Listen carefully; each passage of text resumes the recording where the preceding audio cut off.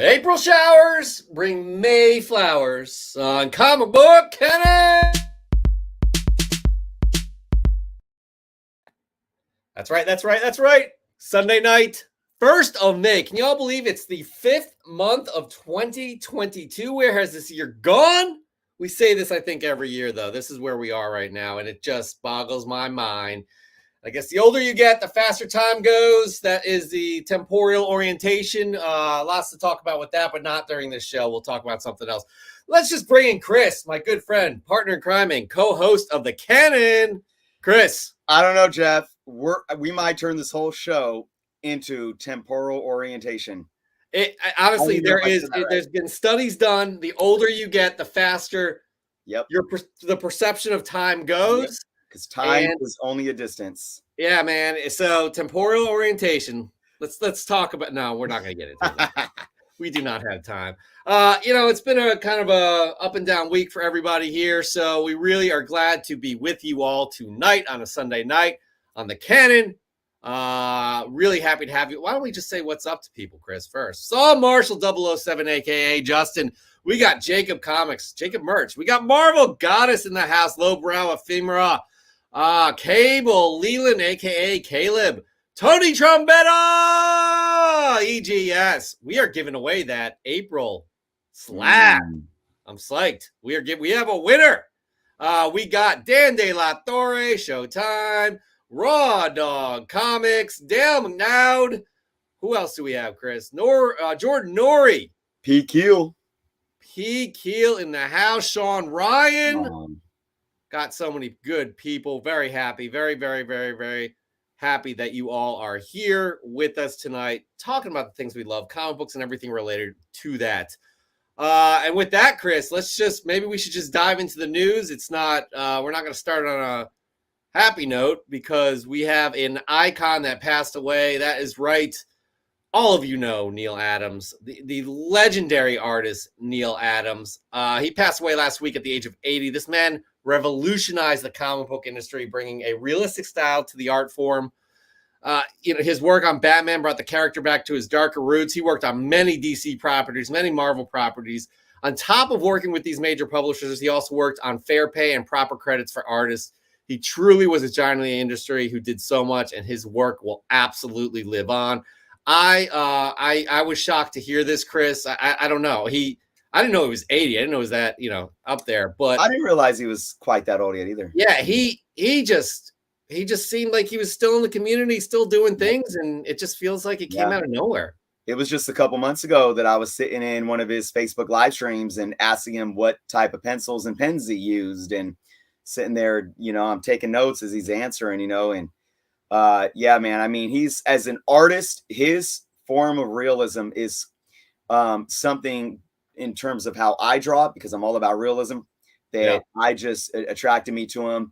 And he really did revolutionize. When you talk about, we can name so many different artists that say, oh, they revolutionized in their own ways. But what this man did, I think really established a changing tide in comic books in the late 60s and early 70s. And I know Dan might argue this, because I know Dan likes to say, man, I'm calling the Silver Age everything up to 20 cents. And I actually kind of agree with some of Dan's points.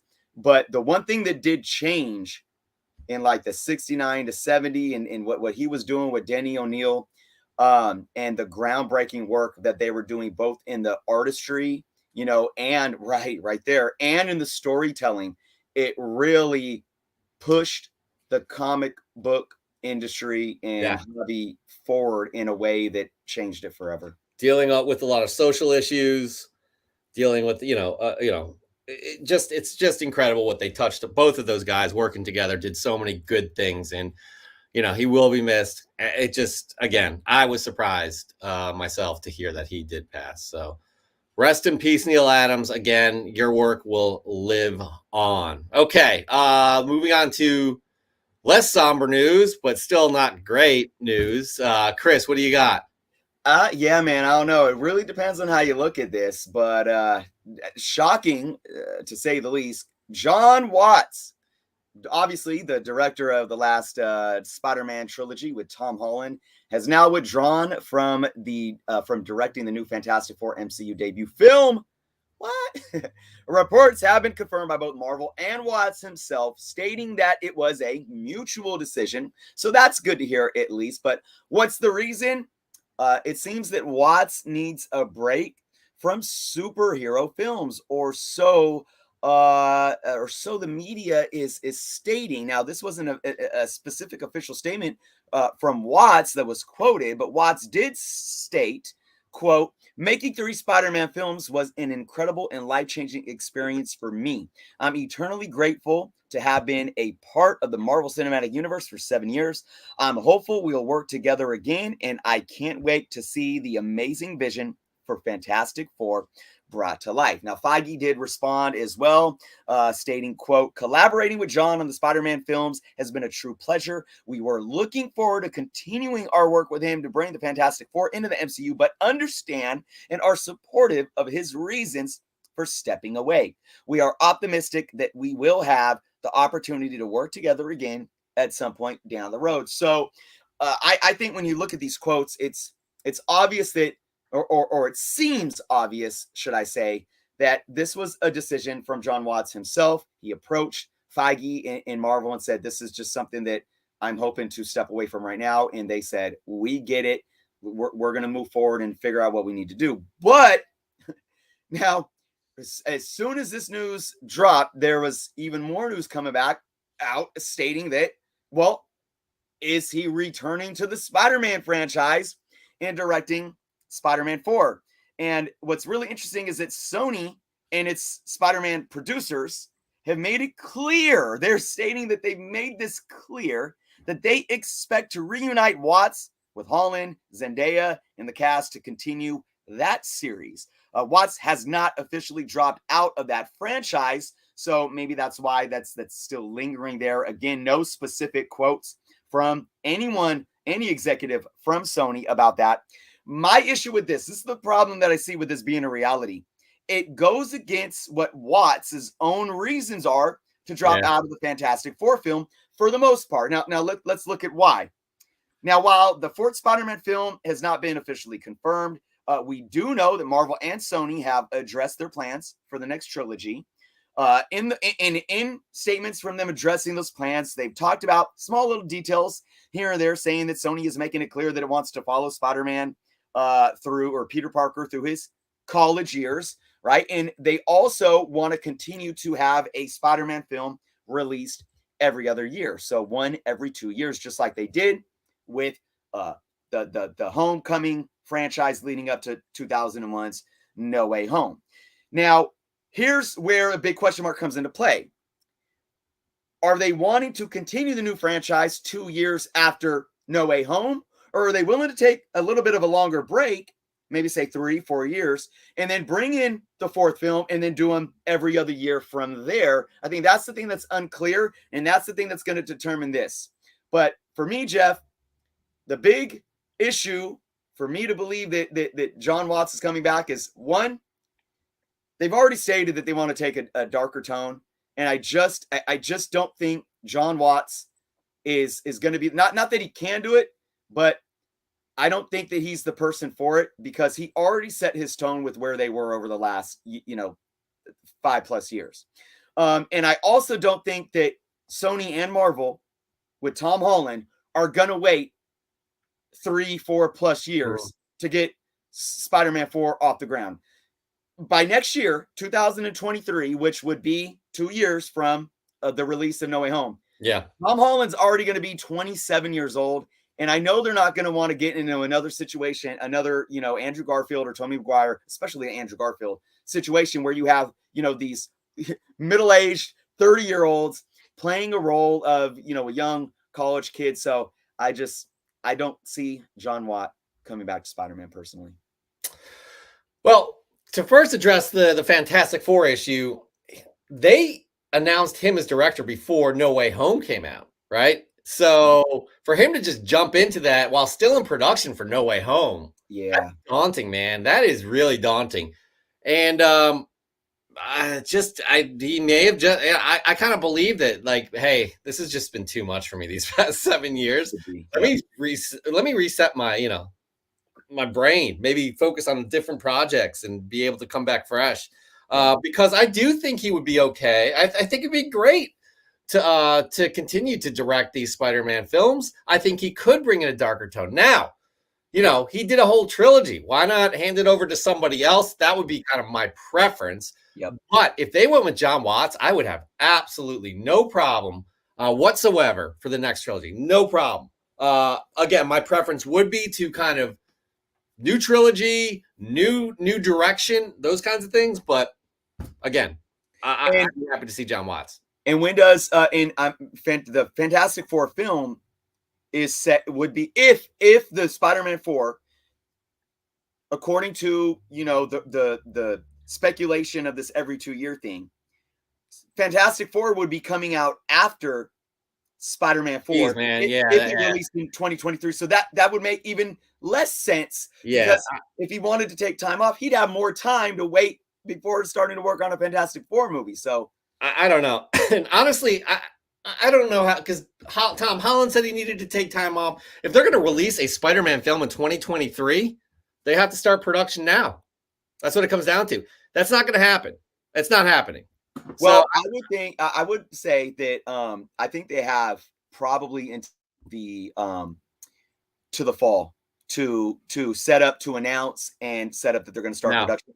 But because of they started production for No Way Home in the spring of 2021 and released it in the late fall, early winter.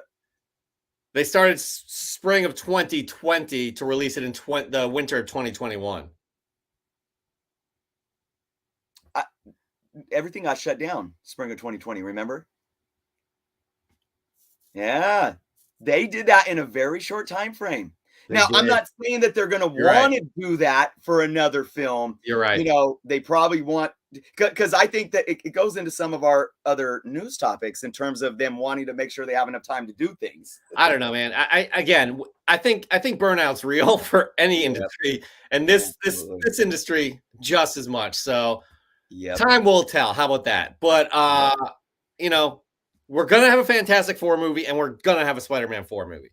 Let's leave it at that. We have so much content to consume before then as well. And that kind of leads us into our next story. Actually, before we do, I just want to give a shout out to P. Keel. Apparently, I think you just had a surgery and you're covering for a few days. We just hope you're back on the mend, back at it again, up on your feet. So again, we are wishing you the best, P. Keel. Just wanted to say that real quick. All right, moving on though. Again, as we were saying, there is an MCU swap in terms of release dates here. We're talking Ant-Man and the Marvels swap dates. That's right. I don't know if this is like groundbreaking news. It's not actually, but it is quite interesting because building the MCU is all about building blocks, movies building after another, shows building off of one another. And Ant-Man will now be releasing on February 17th of 2023. And the Marvels will be moving into Ant-Man's position of July 28th, 2023. The reason behind all of this, Ant-Man is further along in production.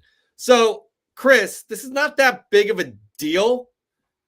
Apparently, these two films are not built off of each other, but there is a huge antagonist in Ant-Man by the name of Kang the Conqueror, who is going to be, I guess, because if you want to look at Loki, it's almost like a cameo in a comic book, right? The part that he had, it was surprising and it was at the end, but he will have a huge role in this. So we're going to see him earlier, and we're going to get to see Captain Marvel, Monica Rambeau, and Miss Marvel a little bit later. So your thoughts? I don't think anything. Yeah, I'm with you, and it's exciting to see. I'm actually excited to get this Ant-Man movie a little earlier, but that's kind of what I was saying when we were talking about the Spider-Man stuff with No Way Home, and I think COVID pushed that back, and they still wanted to they didn't want to push the movie back anymore, even though filming and production was pushed back a lot. I think this shows that what we were talking about with the Spider-Man 4, they're probably, even though they did it with the last film, I don't think they're going to want to try to rush to get production done and then have the movie come out just a few, whatever. I think it shows you what COVID did with all of these movies. So, Marvel Studios is now in a situation where these films are backlogged and they're having to rearrange things. I think moving forward, fingers crossed that the world continues on the track that it's on, they're going to be able to plan better, have more time to do these things. And I think this is just still a lingering product of COVID. And I'm just thankful that they are able to move things around without it affecting anything in terms of the storylines. Do you remember a time when COVID was, shut everything down, when we didn't have any content? I don't care that they're swapping these dates. We're going to continue getting these movies and shows. So it's great. I'm super excited. I don't lose any sleep over this. Whereas during COVID, it's like, oh, this is being pushed back again. Right. Oh, no, it's being pushed back again. Oh, no, even further. So, we're not there anymore, and we should all be grateful about that. Tishu asks, good evening, gentlemen. What did I miss? I'll tell you what you missed. Caleb Leland says that I'm watching Return of the Jedi, and that is not the case. Am I right, Chris? No. What? No, it's not Return of the Jedi. Return of the Jedi did not take place. This is a clue, Chris. Return of the Jedi did not take place in the streets of New York. So we'll leave it at that. Chris, this is good news coming up. I'm happy with this. What do you got? Yeah, my son is going to be extremely happy with this because he's watched the first movie like 4 times now. Warner Brothers has announced at the annual CinemaCon, the yearly event for theater owners, that The Batman, Matt Reeves' The Batman sequel is a go. Matt Reeves was on hand to make the announcement and confirmed that he will be back to write and direct the sequel. No other details have been made clear at this time, but we know it's a go.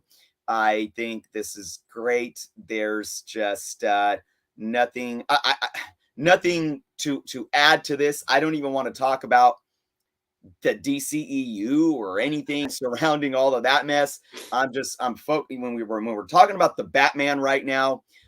It's doing what it's doing on its own legs, and I'm happy to see it continue. Yeah, me too. Honestly, I don't know. This is going to be a kind of a probably. I don't know what people are going to think about this. After time of watching the Batman in the theater, and then I watched a little bit of it on HBO Max. I need to do that. I don't need to watch it anymore. Like, it's not like I have to watch it. Like, unlike this movie that's playing behind me right now, I'm super watching this. And just got to give props to Saul Marshall, aka Justin. It's No Way Home. It is Spider-Man No Way Home, as you can see. We are in the Sanctum Sanctorum. And Peter Parker is going to ask people, he's going to ask Doctor Strange to make people forget he's Spider-Man. So this movie I could watch nonstop. I thought it was incredible. Mm-hmm. Batman, I don't know, man. It's like I saw it once and but I'm cool with the sequel. I thought it was a very well done film. It was definitely a tone and just the substance to it. It just was very unique for a Batman film. Let's see what more Matt Reeves can do in this world. I need to watch it again before I hold any opinion similar to what you just said, for me to even see if that's the case. Okay. But I know that there are movies that I've watched plenty of times, even the weakest link out of these 3 movies. I've watched them as a trilogy multiple times, and that is the Christopher Nolan Dark Knight trilogy. So I know you're saying what you're saying about, Spider-Man, it's our favorite superhero. How would you compare the rewatchability of the Batman to let's just say Batman Begins, which was obviously the start of Christopher Nolan's run? I'll watch Batman Begins. I would definitely be more amped to watch that, and even more so amped to watch The Dark Knight. Yeah, so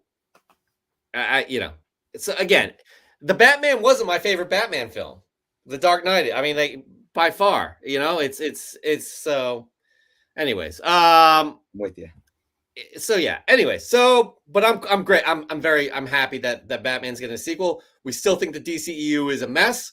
Let's hope that they're going to start cleaning house and getting the right people in there to just kind of solidify. Because I do enjoy to share a universe putting it out there. I'm putting it out there. All right. One more little piece, I guess we're going to attach to the news, and it's not really news, but you know what? You do have movie reviews and show reviews within news programs, so why not? Chris, let's just, talk about Moon Knight 5, episode 5.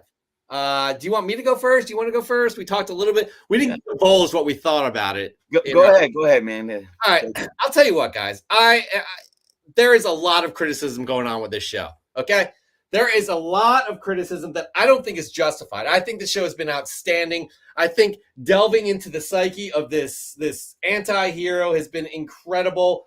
Talking about mental issues that need to be talked about, but done in a way that serves the story has been incredible. And I think episode 5 took it up a notch to see how Mark Spector became what he became and why. And I'm not talking just the Moon Knight. I'm talking Stephen Grant, and maybe we'll see another identity at some point. But I'm loving this series. I'm sad that this week coming up is the last episode of the series. Hopefully they're not the last that we'll see of Moon Knight. I don't know. From what we're hearing, there's not going to be a season 2 of Moon Knight or Hawkeye or anything like that. Not because it's not doing well. It's just because they have other plans. So we'll see.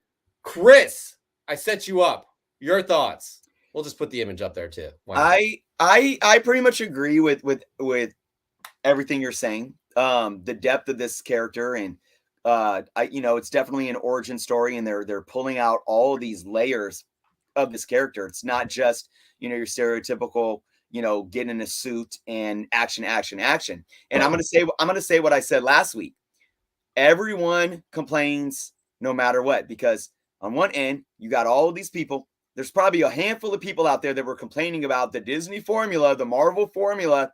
But then when Marvel changes up the formula and does something completely different, a lot of those same people are like, where's the action? Or this is, so, and look, art is art, subjective. It's okay. You can like what you like and not like what you don't like. But I think they're doing an amazing job on those, in those areas. Again, I think Oscar Isaac is really, his performance is award-winning.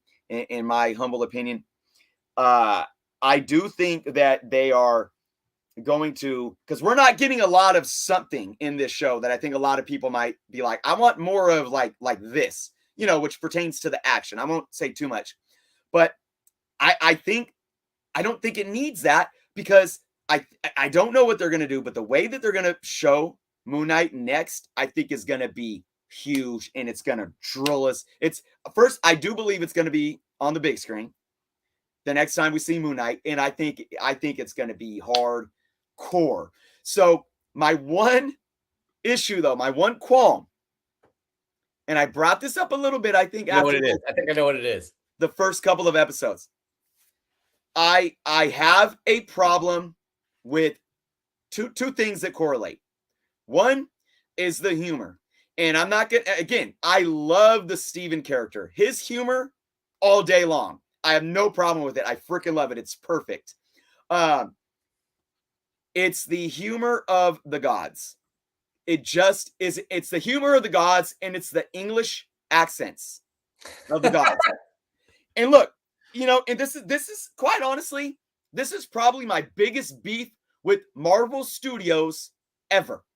I mean, you can look back at which Thor movie you hated more, or, like the recasting of the Hulk, or how they did the Hulk. Like, this is my biggest qualm with Marvel Studios ever. I felt Marvel Studios was all about not only keeping it grounded, the realism, but keeping it real, man, and giving ancient Egyptian gods English accents. Not only, I mean, you could say that it's kind of prejudice if you want to go that route, because obviously Egyptian gods, first off, I mean, they didn't speak English, but we're not gonna go that route here. It's fictional TV, but I mean, at least give them Egyptian, more maybe Middle Eastern type accents. It's bothering me. I'm sorry, and I know it's like it may be a small thing in the scheme of things, but it's just it kills it, because it takes away from the accuracy of the mythos. That's fair. It doesn't bother me, but that's fair. I got to tell you one thing that I did forget to mention. Matt Labno, episode 5 was amazing. That shit had me in my feelings. There was a moment where I was tearing up 100%. It really hit me on so many levels because I could relate on a lot of it. I mean, Matt, I don't know you well at all, but I have a feeling it was the same moment that I kind of got. So, but yeah. I will say one more thing in this last, was it the last episode or was it episode 4? Shoot, now I forget. But there's so much there that they're staying true to the comics. Because if you go back and read Moon Knight #1, and I knew that was coming, they basically did Moon Knight #1 on screen. And so that was really awesome to see. Yeah. Hold on. Mojo Quid. Just want to the only thing the MCU has done that I don't like is recasting Mark Ruffalo. Okay. Mark Ruffalo was recast from Edward Norton. Right. I loved Edward Norton as well, but apparently he was trying to take the reins on everything, and that Kevin Feige. Morbius was not from the MCU. Yeah. So X that one out. And Egyptian Gods with English accent, so he agrees with you on that, Chris. Mojo Quid does. So, all right. So, from the comments here, it looks like most of you guys are agreeing that you enjoy the series. Again, Marvel Studios is evolving what they're producing. This is definitely a different tone and different kind of a feel for a Marvel show. We love it. Chris and I talk about this. We want to see this diversity with these characters that we love. All right, and that right there ends the news. Got to say something quick, Chris. First of all, if you guys aren't subbed up, I don't know why that's the case. We always forget to tell you that. And just like this video too. We got to start getting out there more. Chris and I do not do a good job of promoting ourselves, so hopefully you guys can help us with that. Also, guys, next week is Mother's Day. We will be taking off next week to celebrate those mothers. We celebrate your mothers. We'll be celebrating our mothers. We'll be celebrating our kids' mothers. So let's all celebrate mothers next week and just have that day for that. What's going to follow the next Sunday, though? The next Sunday after that, Chris and I have to figure this out. This will give us some more time to put together our 100th episode. Chris, we're going to, 99 is today. 100 episodes. I didn't think we'd get there. This is crazy. Amazing. Absolutely crazy. So we want to see as many of you as possible 2 weeks from today for our 100th episode. We're going to try and put together some sort of a shindig. I don't know what the hell. We don't know. We don't know. It's been a crazy week for both of us, but we'll try and get that going. All right. Here we go. Next up. You guys love this because we're starting to see, we want your opinions in the comments too, people. We want you to participate in this next segment. That's right. What we do here, it's hold on, wait for it. The top 10 look back props or flops. We want to know your props or flops too. What we do here is we take the top 10 hottest comics of the week from Cover Price, which is released on a Monday. Chris then waits these technically 7 days. Yeah, to see how they do in the market. Then he picks 3 books that kind of are interesting to him and tells you why. Then he gives them props for, hey, these books are doing well for this reason, or flops for this reason. Again, we want to hear you guys. I'm giving flops by accident. I don't know. But we want to hear you guys. Are you giving yourself flops, Jeff? I'm giving myself flops because I'm just too animated. But we want to hear you in the comments giving us props or flops for these books as well. But Chris, let's just right now just get into the top 10 hottest comics of last Monday based off Cover Price. Again, this is sales data, real sales data, not just some list somebody put together. Here we go. At number 10, The Secret History of the War on Weed, #1. By the way, we have a little something to say about that in a little bit. Bored Ape Yacht Club Bike, limited to 500. At number 9, we have Catwoman, number 42. The 1 in 25 cover. At number 8, we have Hawkeye vs. Deadpool 0, the first appearance of Jane Foster's Thor costume worn by trick-or-treaters. At number 7, we have Thor, God of Thunder, number 2. First Gore, Gore the God Butcher. At number 6, we have Thor, God of Thunder, number 25, the first cameo of Jane Foster as Thor. At number 5, we have Thor, God of Thunder, number 3, wrongfully being listed on eBay as second appearance of Gore the God Butcher. Actually, God of Thunder number 4 is the correct one. Shame on you, eBay sellers. I don't know if you guys are starting to see a trend here, but last week was the release of the Thor trailer. So, anyways, at number 4 we have Thor. Number 8, the first reveal that Jane Foster was Thor, and also the cancer reveal. At number 3 we have Thor. Number 2, first full appearance of Jane Foster's Thor. And number 2 we have What If. Number 10, the first appearance of alternate reality Jane Foster as Thordis. That's terrible, that name. Yeah. At number 1, we have Thor. Number 1, the first cover appearance of Jane Foster's Thor, and the second cameo. I am out of breath. Woo! I mean, but Chris, do you see any sort of trend going on here? Not at all. No. But Jeff, I was almost going to name this week's segment to top freaking Thor books, because 8 out of 10 are because of Jane freaking Foster.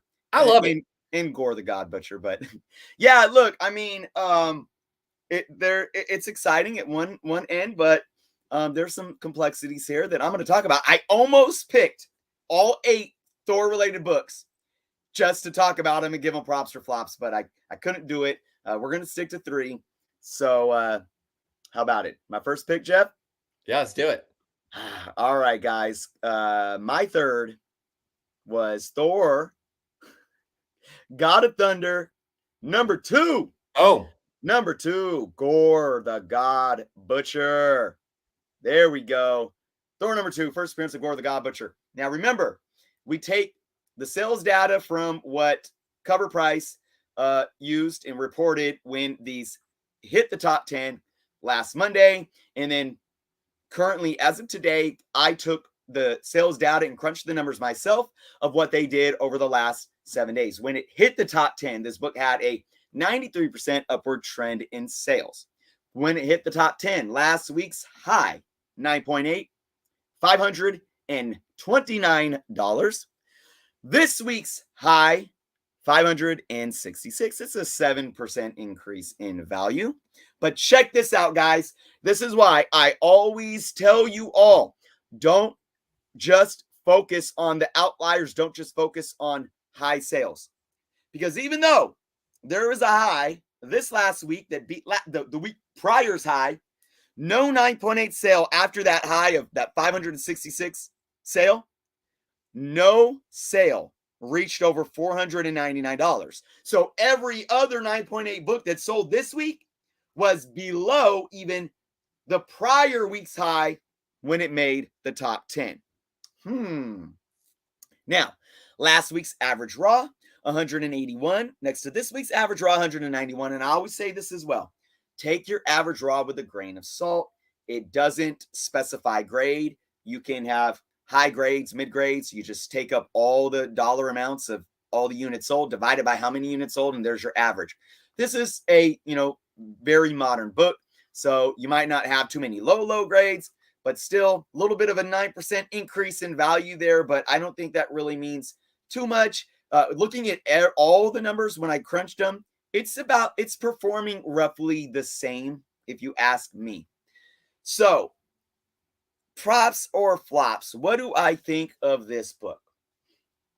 I think that Gore the God Butcher is a cool character. I think that Christian Bale is probably going to do a great job. He wasn't in the trailer. If we get a trailer, which we probably will before the movie comes out, with him in it, that's like inevitable, right? I think that this book, when that happens, is going to go up from where these highs are going to go up at that moment in time. Does that mean you should buy this book now? First off, I'm not here to tell you to buy or not buy anything, as I always state. I have to give this book a big fat flop. Why? Because, guys, we had, and I will probably continue to use Thanos from years to come. Thanos could be the most iconic villain that we might ever see in the MCU, maybe, but if not, he's definitely one of them. He's that guy right now. Who knows? King may give him a run for his money. Even his book had decent drops after his little saga in the MCU. Marvel Studios has done a lot of one and dones. I think Gore the God Butcher is going to be a one and done. I absolutely do. I don't think this book is going to hold these values. And because it's a more modern book, it's going to be hard for this book, in my humble opinion, to even get back up to these highs if it dips off in that nature. Now, do I ever think that this book will be what it was prior to even knowing that Gore was going to show up in the MCU? I don't think so. I don't think this book is going to ever crash and burn, but I can't, especially the 9.8s. You guys know how I feel, especially about modern 9.8s. There's going to, over the next, how many months do we have, Jeff, until this movie comes out? I want to say it's July. Three months or 3 months. I'm sure there's going to be an influx of 9.8s coming back from CGC and CBCS, and in the 9.8. So I can't with this book. I can't. Very, very risky. Now, if we talked about if we have this book on a props or flops like 2 years ago, before we even had a God Butcher announcement, maybe then I would give it props, because you want to know why? Because with a lot of these books that are heavily spec'd on because of the MCU, it's all about timing and being ahead of the curve. Because if you're ahead of the curve, you're making bank. You could have got, 20 copies of these and bought them for like under $10 each copy, sent them all out to CGC and got some 9.6s and 9.8s, and you're making hundreds and hundreds and a few $1,000s right there in profit. But for right now, this is a big flop for me. You kind of stole my thunder. Okay. Yeah, man, I was going to say the same thing. Like, it's hard to spec on villains. It's hard. This is a perfect example of the train's left the station. Like, I mean, you have probably one more opportunity to get something if you want to flip it by any means. And again, Chris and I are not advocating you do this, but for those who spec, for those who want, like, enjoy the flipping aspect of it, if you could find it, you may, again, have that one little window of opportunity before the next trailer comes out that will have Gore the God Butcher in there. Yep. Let's be honest. Chris said it, like, Thanos was, Thanos is mainstream now, right? My mom knows who Thanos is. That's my mainstream kind of litmus test. Like, so that being said, that book is dipped. You try and see any characters that have survived and may have a future in the MCU, like Taskmaster. That book is kind of dipped. Nobody talks about that book anymore. So if you're thinking about jumping on this now for your collection, by all means, there's never a bad time for that, right? But if you're looking to turn this around,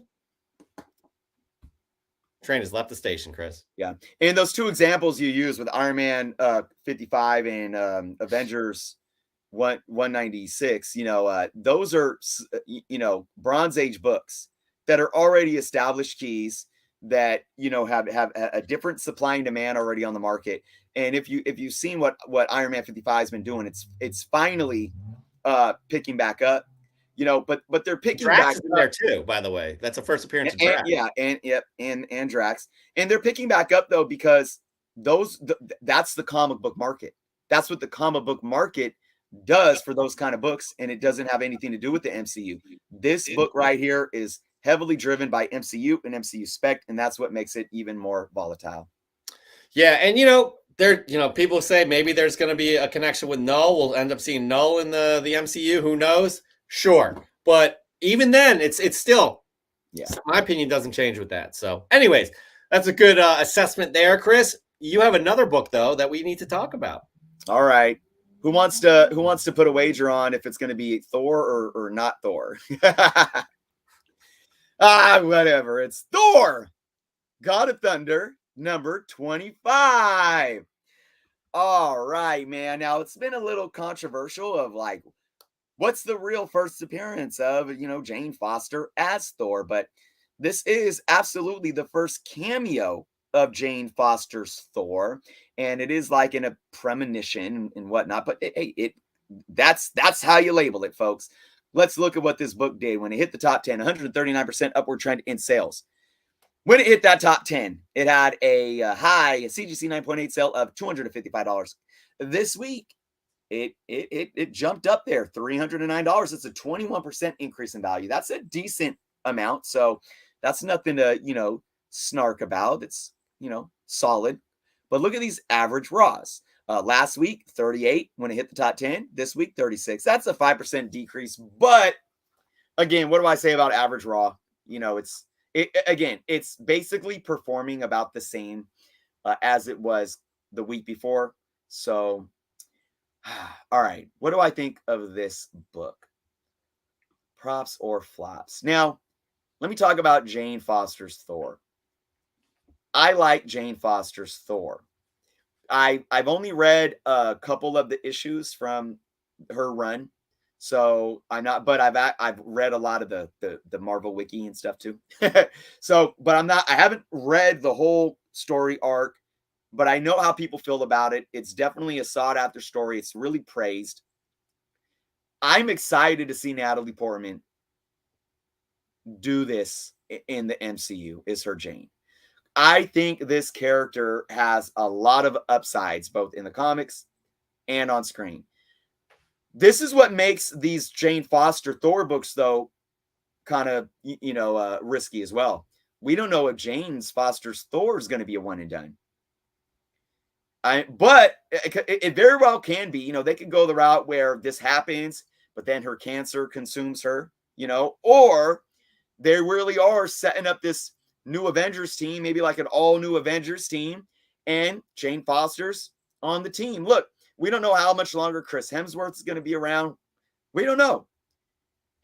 So much unseen here. Now, this book as a raw copy is a little less risky because when you look at a $30-something book, it's not super expensive. But am I going to give it a props or a flops right now, Jeff?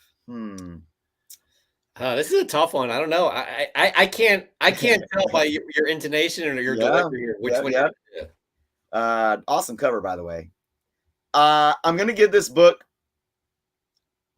a flop. Woo! Yep. And here's why. With all the good things that I said, I just don't see these holding at what they're doing right now.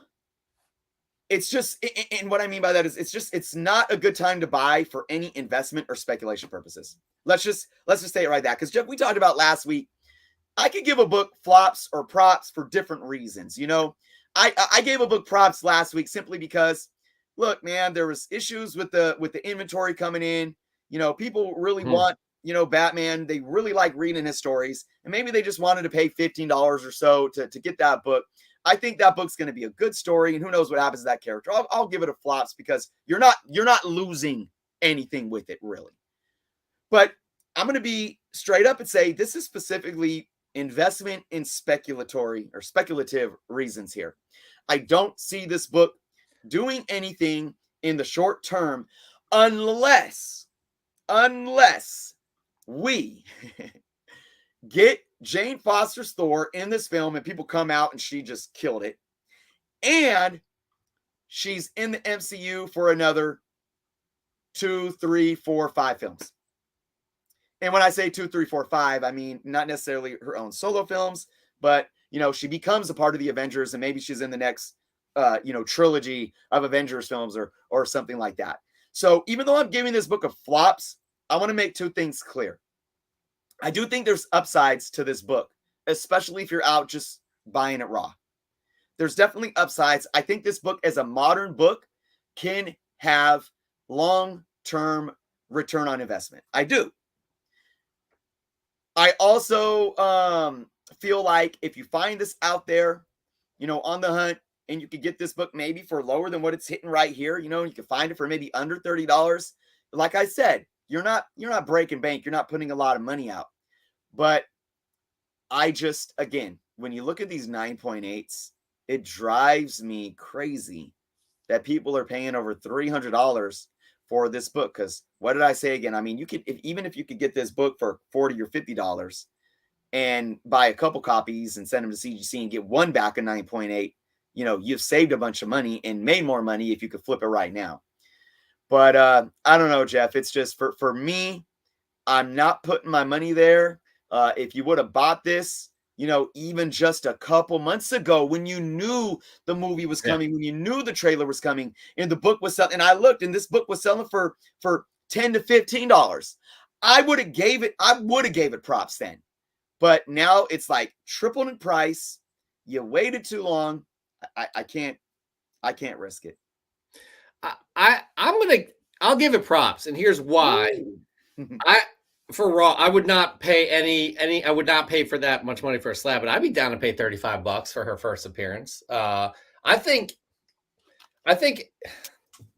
she's had her character in Marvel Comics has had a major impact for many reasons, and now she's the Valkyrie. And I'm gonna bet on. Don't take me at word here. I just have a feeling there will be more to Jane Foster's Thor in the MCU, or Jane Foster in that capacity.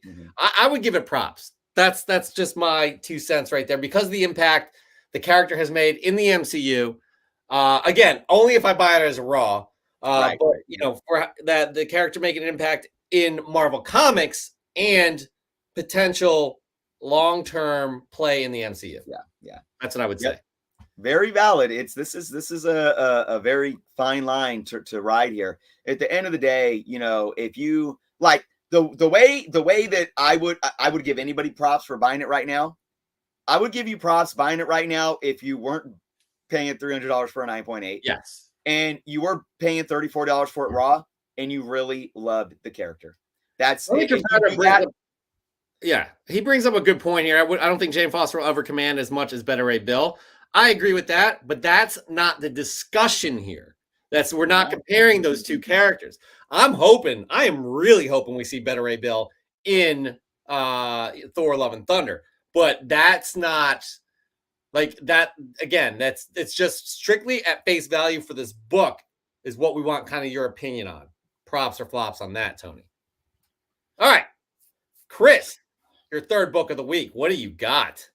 Well, it's interesting because kind of like your perspective on this last book ties in to, I think, what people are demanding with this book right now. And I'll explain that. But my number one pick is the number one book on the list from last week. And that is Thor #1. The first, these covers are just really beautiful. Awesome, by the way. Beautiful. First cover, or I don't know. Yeah, I can't pronounce his name. First cover appearance of Jane Foster's Thor. It's also her second cameo before her first full. So again, a really interesting, all of these books that pertain to her first. Let's look at these numbers and then we'll talk about it. When it hit the top 10, 104% upward trend in sales. That week, it had a 9.8 high of $395. This week's 9.8 high was $414, just a little 5% increase. But again, guys, look at this. Fair market value for the last 11 CGC 9.8s. $306. That is a 26% decrease from that high to $414 sale. So what's the lesson to be learned, my fellow collecting Padawans? Don't just pay attention to highs. You can't just look at those high sales. All it takes is two people that were like had one too many beers or were just money, they just got paid and they're just focused on that auction that's ending at 2 a.m. in the morning or whenever it's ending, and two people are bidding it up because they got that FOMO. That's could be the difference between a $414 sale and a $306 sale of this book. Last week's average raw when it hit the top 10 was 113. This week's average raw 103. 9% decrease. Again, a similar movement, but I did see a lot of lower sales. There were definitely more spiked high sales that last week when it hit the top 10. Oh man, props or flops for this one. I was able to find this book at half price books for like $1, but it's probably like a 5.0.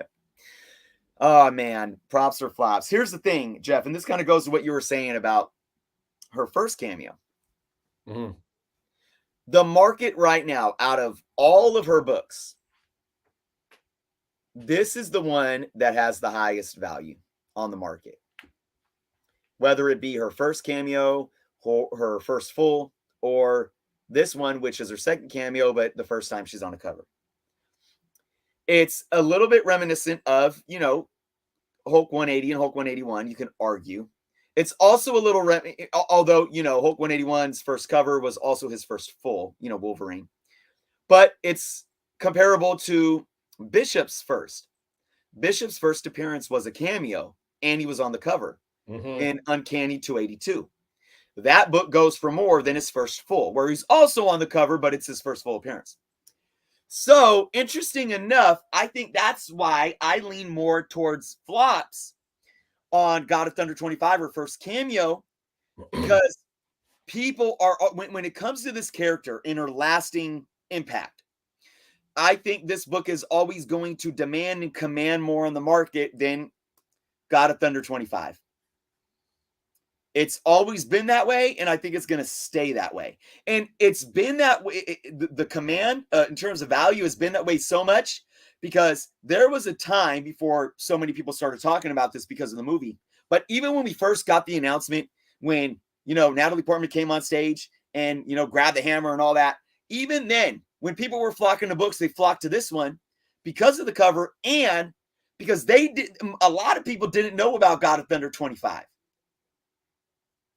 So, and technically, this is her first cameo in continuity because God of Thunder 25 is merely like a premonition. It wasn't really like her happening in real time. So, there's a lot more for this book that if everything you said was true about this character, this is the one that's going to be driven home. But as things are with characters, if this book goes up, those other books are going to go up as well. There's going to be that similar trend. Oh man, props or flops. Props or flops. We have never had a show where I give in all my picks either props or flops. It's always been a mix. Nope. What is it? Oh my goodness. I got to give this book. I got to give it flops. Wow. We got the hat trick. Yep. Holy cow. Yep. We got the hat trick. Look, again, guys, I think just what, I will piggyback off of what Jeff said about this character. I agree. I mean, we don't know though. So that's what makes it more, more of a risk. It's risky because we don't know. I mean, look at Natalie Portman alone and her history with her contracts within the MCU and playing this character. They really, I don't know what they did to get her back in. And she could say like, look, I want to do this, but you're going to kill my character off or something like that. And I want to be done. I want to come in here. I want to be this amazing character that had such a good run in the comic books. And then I want to be done with it. We don't know that. We hope that she could stay around for a few movies. It would be good for her books, and it would be good for her character within the stories of the movie. I mean, we don't want to just see her once, right? But we just don't know. Regardless, I think this character has a bright future. I think the value of these books have a bright future, long term. But if this character isn't well received in the movie, or if this character is a one and done, or if this character just doesn't show up for a long time after, it's going to be tough. Should I not say tough? It's going to take a long time, I think, for this book to rebound. So again, I'm giving it props because $100+ for this book raw. Now remember, that's an average. Now I know that this is a modern book and you're not going to find a lot of lower grades, but when I was combing through the numbers, there was some books that were hitting above $150 for high grade raws. Damn. I can't buy a raw copy of this book for $100 plus. I can't do it. So That's where I'm at. If it was me, and I really cared about this character, even just for speculation or investment purposes, I would have patience. I would take it. Everything's a gamble when you talk about speculating and investing. Everything's a gamble. I would absolutely take the gamble and say, I'm going to wait until after the movie and see if this book cools off to buy this book. Man, this is a tough one too, because what I said earlier, how I think again, she has had an impact Yep. in the Marvel comic, the comic universe. I do believe there is staying power with her. The reason I think she came back was because the first two Thor movies were not good. Yeah. She saw what Taika Waititi did, and like that looks fun. You know, she was definitely aware of Jane Foster's history, and you know, again, Taika Waititi probably was a main draw for this. And I think that she does have that the character does have a future in the MCU. I have a problem myself as well, paying $100. So if we have to stick to that right now on a raw copy for $100, I would say flops, because even if she does have staying power, I would wait until after the movie. Yeah, because there will be a dip. That's what I would say to that. I believe in the character. I believe in that book. I don't believe in paying these prices right now because we're 2 months out from the film. Can I give you a hypothetical? Go for it. If for some reason, and guys, this isn't like, I'm not spoiling anything because I have no idea. And I don't really see this happening, but let's just say, what if Thor Odinson dies? Mm-hmm. And at the end of this movie, and Thor and Jane Foster Thor not only takes up the mantle in this movie, but it sets her up to carry on that mantle. I think if that happens, though, that's one thing where it can actually drive these books up right after the movie releases. Agreed. But I just, again, that's such a huge huge what if that I don't, and I don't know. I think, to be honest, I think that Thor, Chris Hemsworth, I think he has a little more I agree in him. I do. I would like to see him play a role in Guardians, and I would like to see him go up against Adam Warlock. That would be fun. Of course, you love your Warlock. Yeah. Jeff, did you? Did you have any more to say about this specific book? Or I do not. No, I said my piece. I want you, before we end the segment today, I want you to bring up the top 10 again. Okay. Because like I said, I really wanted to talk about all these books because you have 8 out of the 10 as Thor Love and Thunder spec books, right? So I just wanted to go through these real quick. Obviously, I talked about Thor number one. We're going to go from 1 up. What if number 10? The first appearance of the alternative reality, obviously, because it was What If. It's Jane Foster it's the alternate Jane Foster as Thor. So, folks, keep in mind, this is not Jane Foster's Thor. It's not.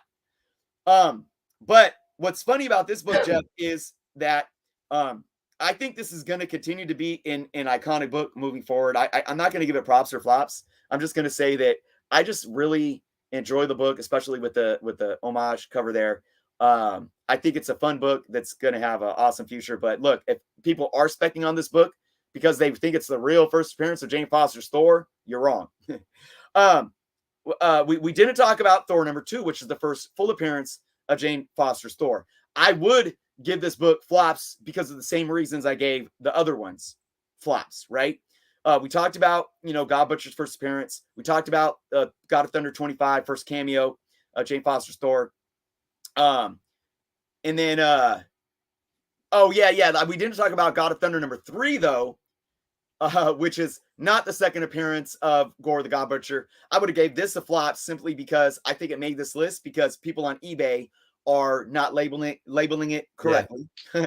And then we have, last but not least, and I had to talk about this, Hawkeye versus Deadpool number 0. The first appearance of Jane Foster's Thor's costume worn by trick-or-treaters. Holy goddamn. I had to end the segment before talking. I had to talk about this before ending the segment. Guys, the bigger reason why I gave these all flops today, all of them, especially this one. This is like I was saying when I was on Swagglehawk's channel last week when we were talking about is the movie hype out of control. You guys out there, you know who you are. I love you, but calm down now. Calm down. You are going to jump on eBay when there is an announcement of the first appearance of Thor's sisters, cousins, brothers, uncles, pets, first owner, shop workers, daughters, left pinky. And it's going to hit the top 10. I mean, this is just absolutely crazy. Oh my God, a trick-or-treater in the background of this random book. Some kid was wearing a Jane Foster Thor outfit. Oh my God. You know what this reminds me of? Oh my gosh. Black Krassen's scar. His scar. His scar. All right. Well, right That's all I there, got that for you. ends the top 10 look back props or flops. We'll have a new list to go over next week and give these at least three books props or flops. It's always fun, and we always like hearing from you all as well. But moving on, guys. This is what you're all here for, what you enjoy. No, that's not true. Hopefully you're here for the whole shebang, the whole sandwich. But we do another segment, and it is fun, and we ask you to participate, and I cannot remember what the name is. Chris, what is it? Is it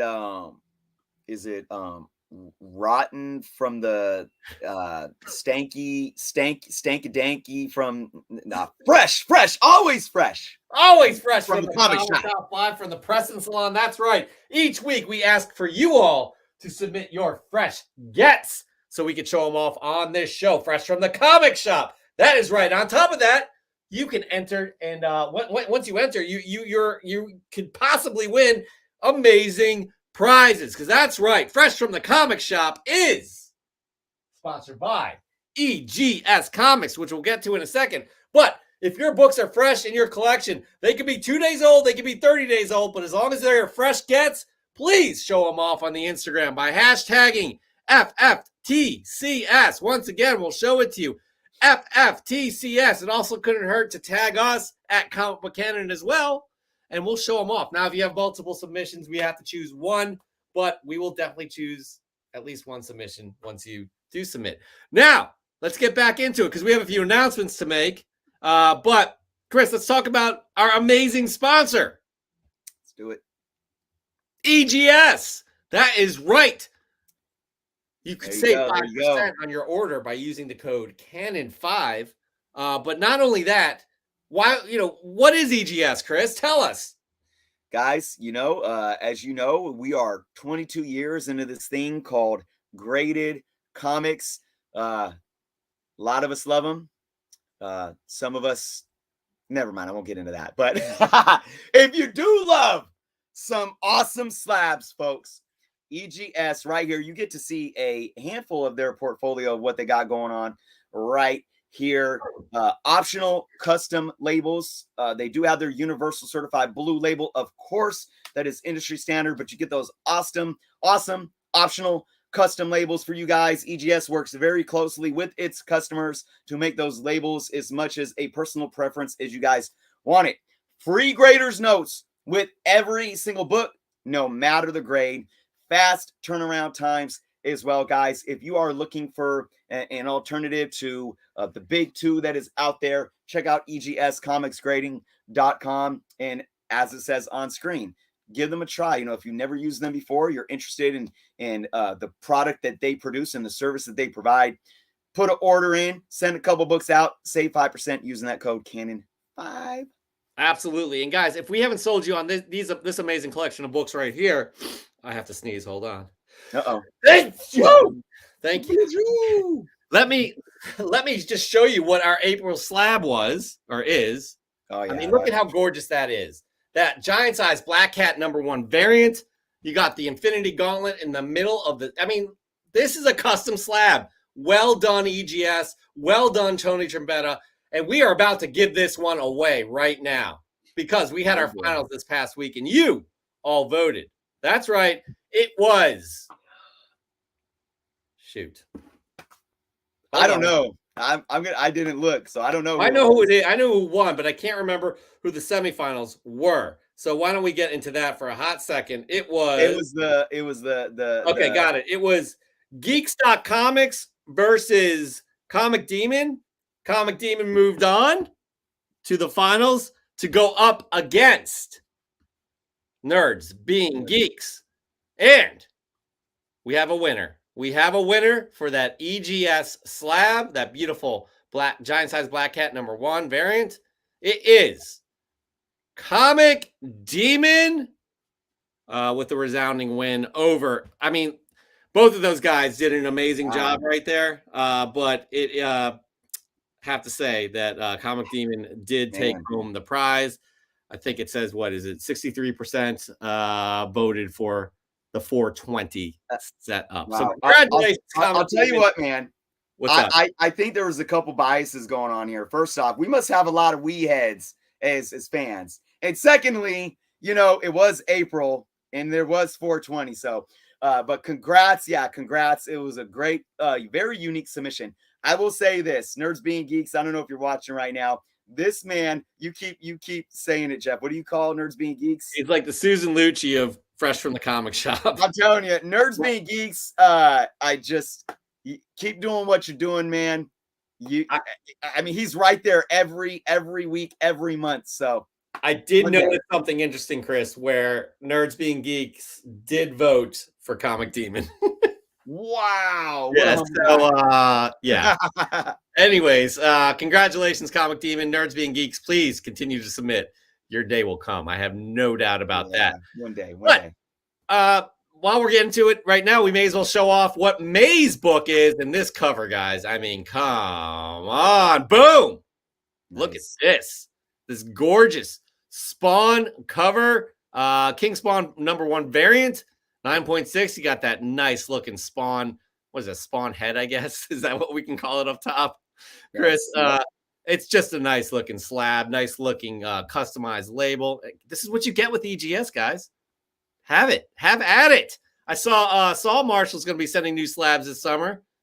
As a matter of fact, I approve because he said so. See? And I got books already submitted to EGS to get slabbed in their new cases that they will be having. Man, we're like a couple months away, man. New cases. Wait. It is official. It is happening. Tony Trombetta. Can't wait to see those cases. All right, here we go, y'all. We are going to get into it right now with good friend of the show, 080879 Lions, a.k.a. Serge Henderson. Hello, everybody in the comic book community. I just thought I'd show my my beautiful copy from Comic City Trials of the Amazon. I like this cover so much. That is a beautiful looking cover. Good stuff right there, Serge. We got, where is, this is not good. Marvel Man 616. I had it there. Thor Annual #11. It's here somewhere. It's here. Well, we'll have to get to it. Chris, we may need to put that up on the phone. I'll do that the next time we show off, but we'll get to that in a second. Nukes Comics. Fresh pickup. I recently picked up The Amazing Spider-Man 503 from DBS. It features an appearance by Loki and Morwin and the artwork of John Romita Jr., who has made his return to Marvel in that new Spider-Man series. I like that cover, though. That is, look, man, I'll tell you what, John Romita Jr.'s artwork, we talk about this a lot, but it's really grown. I did not like him as a kid, but he's definitely grown on me since then. It's beautiful. All right. Next up, we got Son of Comics. This Son of Comics, 2 weeks in a row, showing off some books that I had not heard of. Food Stamp Books, #1 and 2. This book is full of action and colorful language. Also, the art is awesome. Kids from Brooklyn that love Kung Fu, but they don't know Kung Fu at the moment. But don't worry, because a Kung Fu master is on the scene. The kids are attacked by kaiju monsters and local bullies that terrorize the neighborhood looking for an ancient artifact. There is also some fat, weird kid going around eating other kids, which is creepy as fuck. I'm waiting for book 3 to see what happens next. Getting in on the story because it's great. You sold me on another book there, Son of Comics. You sold me on other books. All right, Carcom US. My fresh get this week scored at the Astronomicon this weekend. This is the only copy I have in real life. Okay, as opposed to I'm not sure what. Bloodstone Volume 1, Number 1, first Elsa Bloodstone, and or at least Bloodstone, and first Thomas Beluga. A lot of speculation going on with Bloodstone and the Halloween special coming up from the MCU, but good stuff indeed. Chris, give us your first fresh get of the week. All right, guys, you're going to get a kick out of this. This is going to be kind of a different for anything that I've ever done on Fresh from the Comic Shop. Keep in mind, I actually did not buy any comics this week. Many of you may know that it was a rough week for me. And again, I just want to say thank you to this community. You guys know why. I won't get into that right now. One thing that I did get, though, this week was my subscription, my Marvel mail subscription from Midtown Comics, because yes, Midtown Comics handles the mail subscriptions. I've canceled most of my mail subscriptions from them, but I still get my Amazing Spider-Man from them. So today I get to show off. This has been a hot book too. Amazing Spider-Man number 93. First appearance of Chasm. I don't know. People are saying it's pronounced one way or the other. I really don't care. But oh, wait. What? Nice. Good job, Midtown. What? Are you kidding me? Are you kidding me? This is how Midtown ships out comics. Look at this. Look at this right here. Awful. Oh my gosh, I'm so pissed. This is split right here. The cover is just completely falling off. I mean, it's this is absolutely hilarious. So yeah, I mean, all the pages are there still, but can you believe that they send books out this way now? It's even got rips back here to their in their defense. You get like 45% off cover price because they're shipped in bulk, and you get these to read them. So you don't expect a near mint copy. I never did. That's why I have print subscriptions with them, because I'm willing to save some money, 45% off cover, just to have the books to read. Sometimes they'll be curled up. And remember, they're in a little plastic that's thinner than a poly bag. And they have a little piece of paper that has the mailing information. It says your address and all that. It's not like a backing board. It's a flimsy piece of paper. But so, the mailman or mailwoman can handle them roughly and all this stuff. But the thing is that it should never be this bad. It should absolutely never be this bad. And I do feel that like they could at least that mailer that has the address information on it, they can at least make that as thick as a backing board, so stuff like this does not happen. But yeah, that's what you get from Midtown. There's some really interesting comments going on here, though. Actually, Dan De La Torre with send it to PGX. He may score a 9.9. Yep, that's about accurate. Holy cow, that is awful. I'm really upset for you. That's terrible, and I'm sorry you had to go through that. So no, it's making for great entertainment. Sure, at your expense, literally. All right, moving on. We got Marvel Man 616. I was able to upload his presentation here, but I do like it.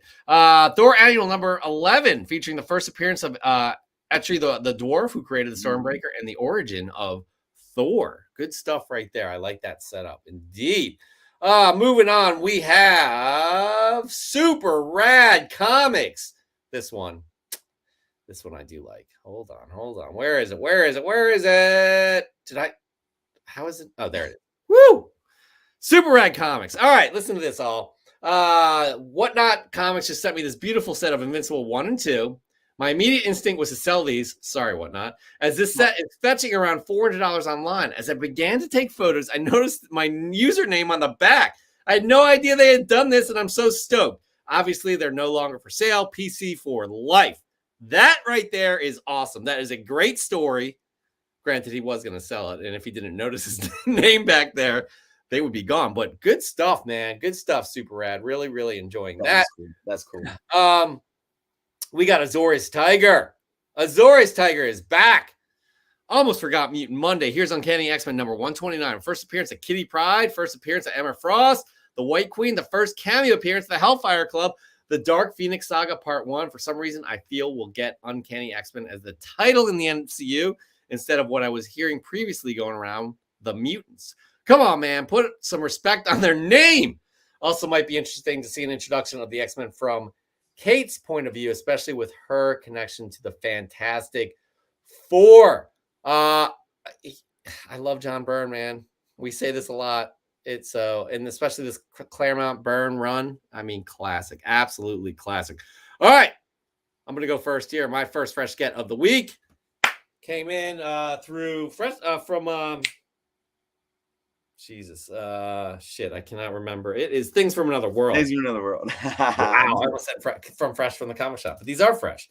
I really enjoy the work of Scott Snyder and Greg Capullo, especially that Batman run. We talk about that quite a bit, how they kind of infused a new legacy within just, something that is just, everybody knows the legacy of Gotham and all that with the Court of Owls. I just thought it was incredible. Anyways, I wanted to give this a chance. This is We Have Demons number 1. This is cover A. I haven't read it yet. I just got it in, and then I guess that's a Capullo cover, and then this is the Jock cover right here. Ooh, and that is just kind of gorgeous, I have to say. So I'm excited to give this a read. If any of you all have read that out there, please let me know what you think. But yeah, that is my first fresh get of the week. Moving on, though. We got more fresh gets from you, fine people. We got, next up, we have Arana Escarlata. Loves him some Ben Reilly. Here's an era comic book, X-Men Manifest Destiny number 5 from 2009, which has X-Men and Spider-Man number 3 story instead. It's also the first comic since 96 to feature Ben Reilly in a regular story by Christos Gage. I remember having to ask for this comic as most local comic shops sent them back for a replacement.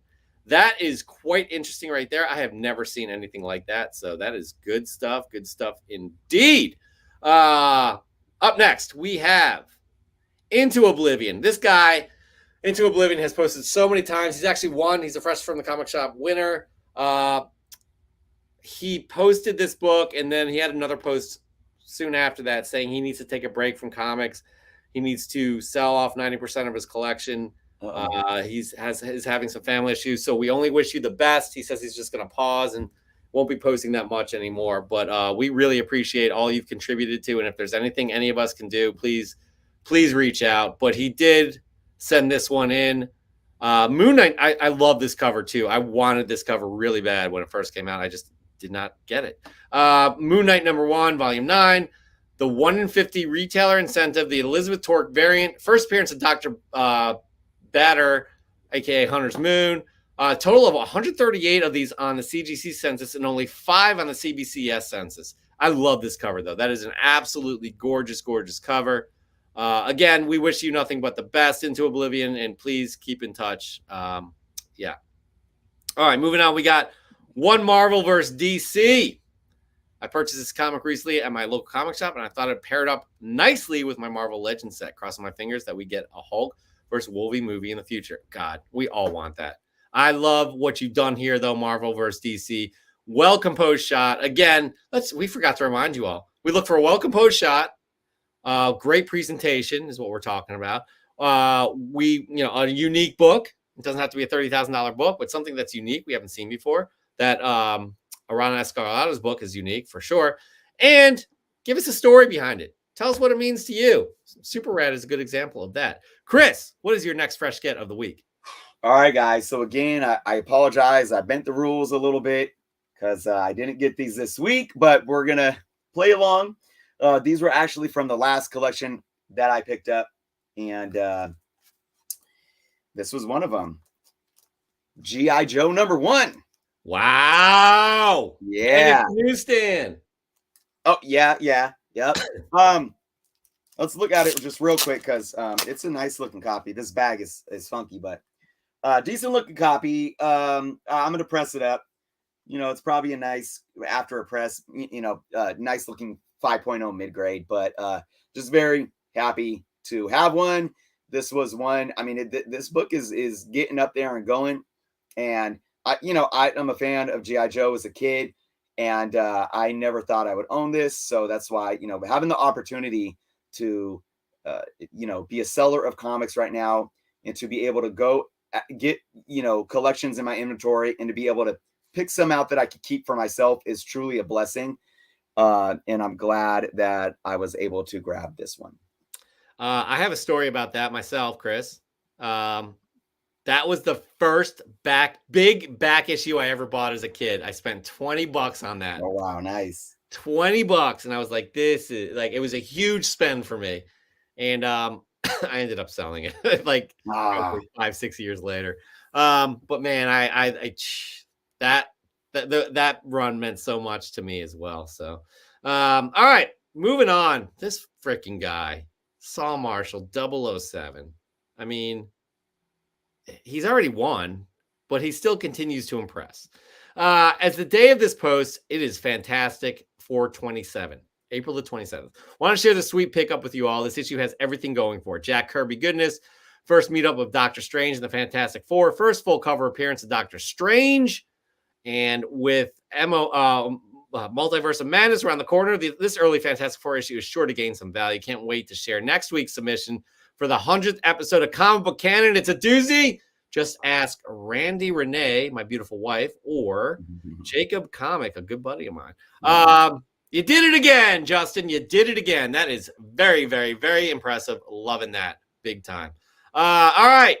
This next guy loves his Thunderbolts. Can you guess who it is? Not at all. Nori Jordan. I am very pleased with my progress and my goal to get every Thunderbolts book made. After obtaining all Volume 1, Thunderbolts #1, direct second print and newsstand, in a CGC 9.8, I realized that my Hulk 449 9.6 needed to be upgraded.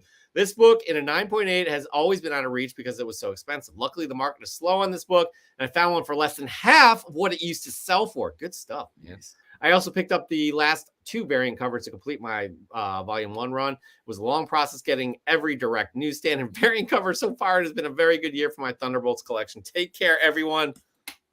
Nori Jordan, man. Wow. Wow, Chris.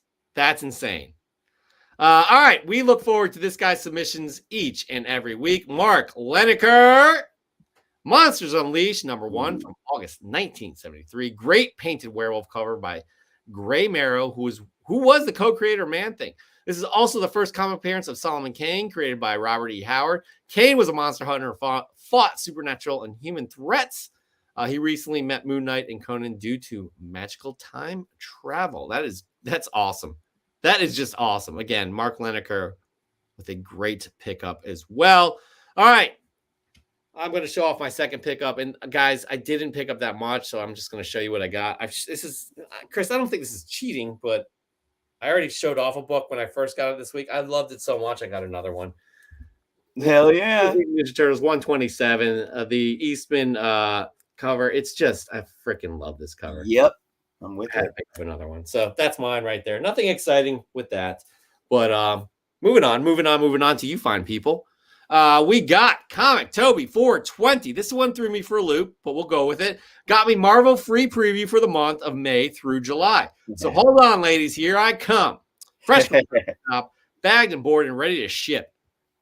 I don't quite understand, but I am happy if he's happy. That's what I'll say. Well, I give Comic Toby this much. He's preparing himself. He's getting his previews, man. He's going to be on top of all people wanting to spec and flip, and you miss out and you cry about it and you lie about it, saying, "Oh, I just wanted to read it." You're lying. I'm just being an a-hole. But Comic Toby's going to be on top of it, man. He's going to know. He's definitely is more on top of it than I am, and you are, I do believe. So good stuff. All right, moving on. We got miscellaneous comics. Hope everyone is having a great week so far. This was This is a lot. This was another huge week for everyone on New Comic Book Day. And here are a few of the indie titles I picked up. A few more polls at another shop for a few more titles, but goodness, some great books this week across the board from the big two in the indie world. Wow, that's a lot there, Miscellaneous Comics. Thank you for sharing. All right, here he is, our good friend, Dan De La Torre, and he did put effort into this. It looks very nice, and I like the connection he has put on here. Here's my fresh from the comic shop. Got this in my Comic Tom mystery mailbag. John Carter and Mars. This is a Johnny Desjardins cover.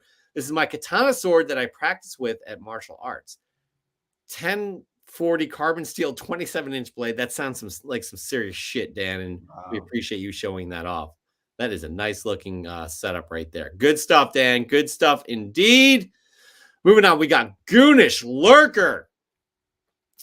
Red Room Trigger Warnings #2 Incentive Steve McNiven variant.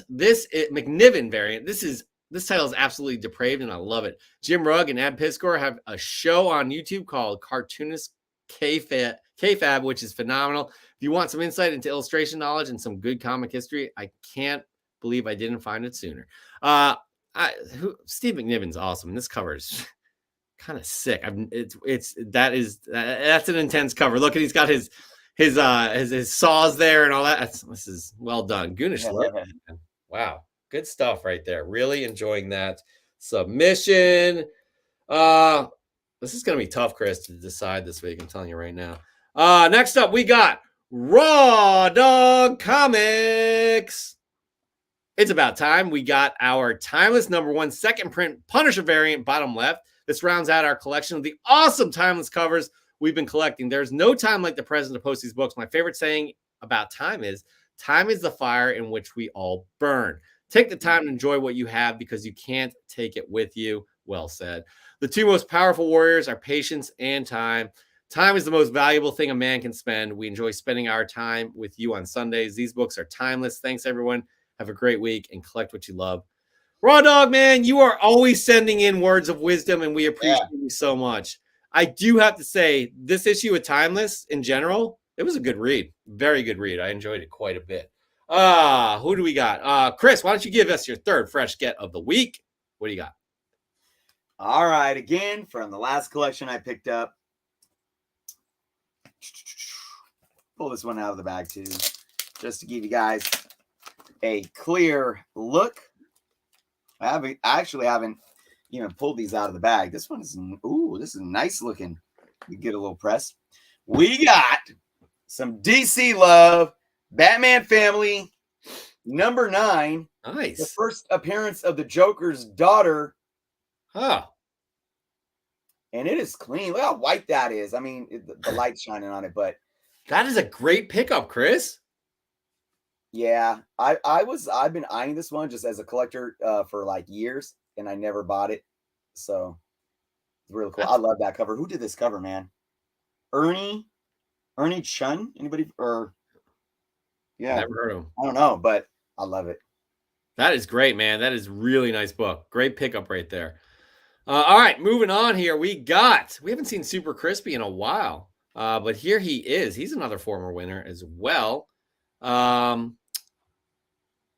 It's been a hot minute since I got to go to the bookstore, but I finally had a chance this week and got myself a nice little fresh from the comic shop. A big thank you to my homie Brian over at It's Geeky. He's got a bunch of sick covers signed by Peter David at Comic Fest last week. This is the one I picked up, The Incredible Hulk, $3.53. I like that, man. That is a great get. I love this Peter David run, man. So good. Dale Keown did a lot of the artwork. I think McFarlane did some, but Peter David, man, is just such a great writer. So solid. Good pick. I don't think he gets talked about enough. What's that? I don't think he gets talked about enough. No, I agree 100%. He's another one that is just, he's a legend in what he's done. He's not from the 70s or anything like that, but his writing is just off the charts. All right, moving on. We got Comic Rhino. I started collecting comics in my teens, and much like Peter Pan, I lost my way and became an adult. It wasn't until the pandemic that my passion for collecting was reignited when I was lucky enough for Comic Time to pop up my YouTube feed, followed by Journos and Comic Book Canon. The first storyline I landed on was King in Black and was blown away, not only by Null, but also by how much I had missed since collecting Venom comics in the 90s. I am now proud to finally say I have a 9.8 copy of Venom #3 signed by the great Donny Cates and Ryan Stegman. Now let's see if there is any hint of Null in Thor, Love, and Thunder. Comic Rhino, we are welcome back, and we are glad you have. Yeah, this run here redefined in a good way Venom. I love the first 10 issues are just outstanding. I think it did kind of just fizzle out towards the end of the run, which Cates does a lot, but that's the only kind of criticism I do have. Next up, we have Cover Junkie Comics, fresh from the comic shop with this beautiful Red Sonja #1 Virgin variant EGS 9.8. EGS, people! This is number 289 out of 500. This is a slab with a custom journals comic label. I won the slam on Comic Book Canon, weekly fresh from the comic shop segment, Sunday evening on YouTube. Congratulations. Glad you got that. If you don't know, Jeff and Chris are amazing dudes. Oh, stop. Amazing dudes who do a ton for the community. It hit me pretty hard this week to find out Chris lost his cat Buster unexpectedly. Chris has taught me everything I know about comics, and being a cat person myself, I could really feel that pain. In honor of Chris and Buster, I included my 3 cats that have passed over the last couple years: Gary, Chloe, and Penrod. Just like Buster, they are gone but never forgotten. Rip Buster, one love, Journos Comics. Well said, Cover Junkie. Well said. Great submission right there. I'm not going to speak for you, Chris. You can, but I appreciate the effort. Man. Louis, you win in my book this week. Yeah, absolutely. So good stuff. Good stuff indeed. A lot of great submissions we had here, Chris. I'm going to do my last fresh get of the week. And then we have a decision to make on our first semifinalist of May. So I'm going to do it. Here we go. All right. My last fresh get of the week is Star Wars Dr. Aphra #19, the Sprouse variant with the first cover appearance of Bo-Katan. Hell yeah. I'm very happy I got that. I get that book. Props. Yeah, definitely. I don't think it's really gone up in value in any way, but it will. I mean, she's going to be in The Mandalorian season 3, no doubt. She was in season 2. It was excellent. So I'm psyched for that, especially, watching the Clone Wars and her story in there. I really enjoy what they're doing here. And Chris and I taught me, y'all know how we feel about it. I'm finally on season 4 I'm like halfway through a season 4 of Clone Wars. I'm getting there. Man, there's you got to just do the essential episodes. Don't watch everything, because especially the early seasons are garbage. But yeah, holy shit. Once you get into the later seasons, people are being stabbed in the chest with lightsabers. It's absolutely amazing. Not because of that, just because it is amazing. All right, Chris, we have some decisions to make. Yep. I have 4 here, man. It's rare that I get 4. 1, 2. I have 4 too. Wow. Who's going first? I don't remember who went first last week. I don't know either. By the way, everybody put in the comments who you'd like to see as a semifinalist. Just curious. Well, I'll go first. Okay. I got Dan. Dan was a good one. Dan came through, man. And, Dan he's done so much to support us, to contribute to this community, and it honors me to recognize his submission here. Just that first off, shout out to Comic Tom, because I'm not big on variants and all that stuff, but there's been a couple that he's done that have been great. This has got to be one of the best covers I think he's done for his mystery boxes. Mm-hmm. And then just the setup, and knowing Dan's love for martial arts, really, really awesome. All right, well, I got Dan too, so there we go. Okay, there we go. My next one, Chris. Yeah. Super rad with his name on the back of the comic book. That is unique. Yeah. So that is my second one right there. Chris, what do you have for your second one? Wow. Well, I mean, I can go with Super Rad. All right. So we both agree on 2 now. All right. Moving on. Whose turn? Oh, so Chris, it's your turn. All It's not right. Let's. This would be so funny if we picked all four. this is not going to be easy. Comic Rhino. Okay. Comic Rhino with the just again, I just loving the setup, the blue light or black light, whatever he's got going on there.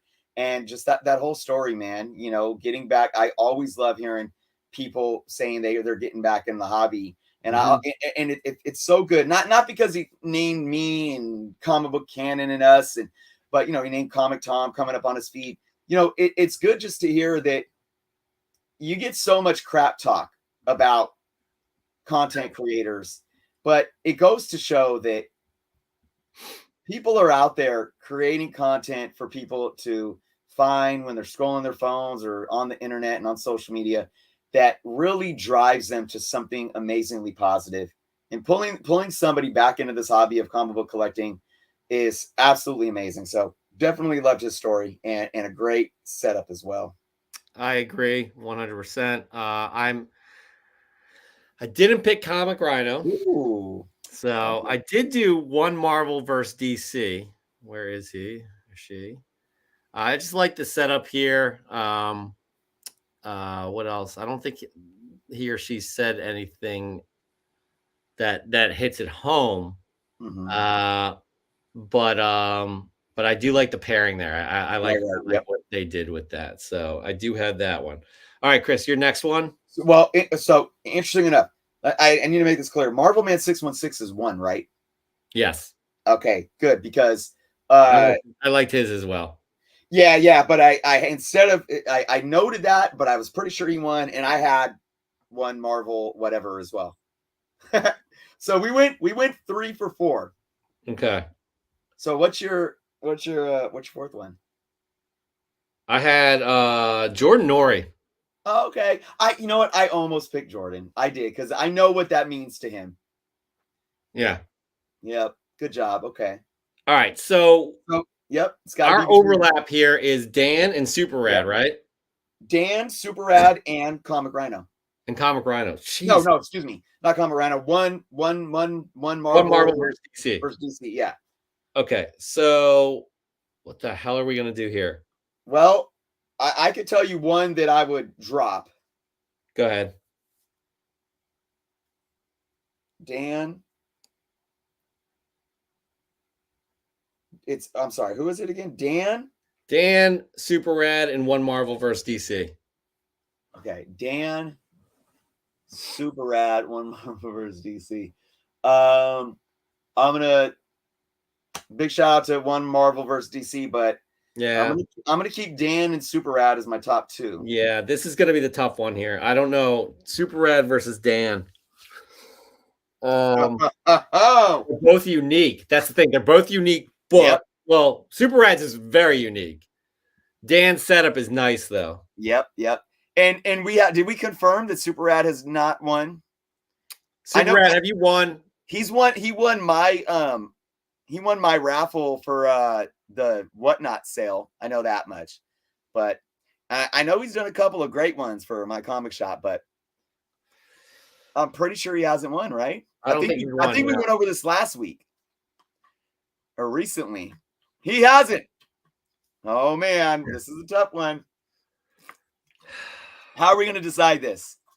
I don't know, man. What's the best thing to do? Usually we bring Dan on to decide. I know, right? We can't do that. That's hilarious. This is so tough. This is really so tough. Dan says pick Jordan. What, Chris, is there a way we could do this in the chat?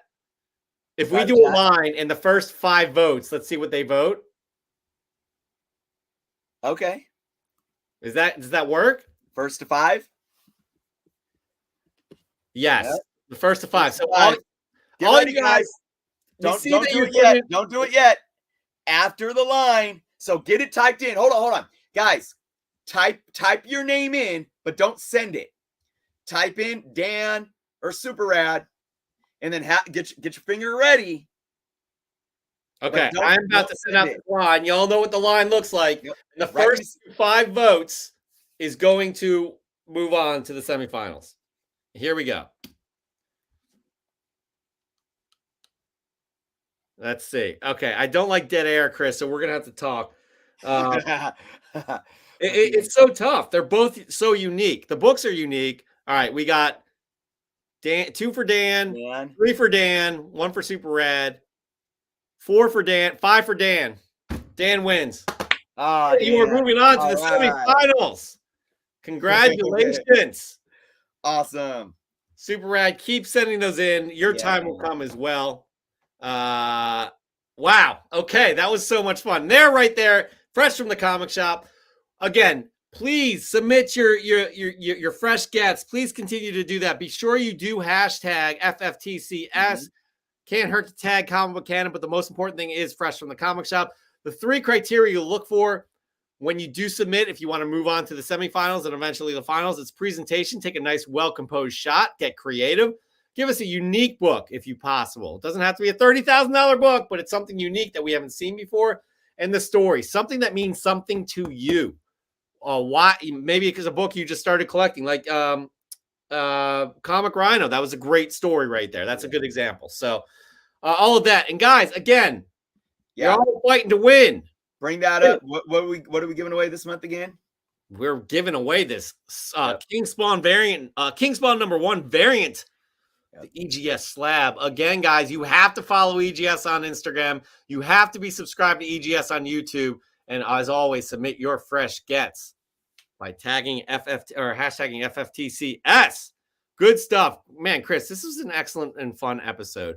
Again, we are off next week for Mother's Day, but we'll be back for our 100th episode. Hopefully by the end of this week, Chris and I are going to figure out what that episode will entail. Yep. I think we do have one more 1K book to give away. Is that correct? We'll do. We'll celebrate. We know for a fact that we'll celebrate 100 with another slab giveaway. And this is a goodie. This is a goodie, guys. It's a nice first appearance, book with a lot of future spec value as well. Yeah. Yes, absolutely. We'll also promote that too. But again, 2 weeks from tonight, 8 p.m. Eastern time, 5 p.m. Pacific time. Again. One reminder, no fresh from the comic shop submissions this week, guys. Oh, because it's the 5th week. Well, yeah, we have 5 weeks. So since we're not having a show on Sunday, should we? We'll communicate that to you guys. I'm sure we're still going to get fresh gets. I know we will. That's TBD, guys. We have to figure that one out.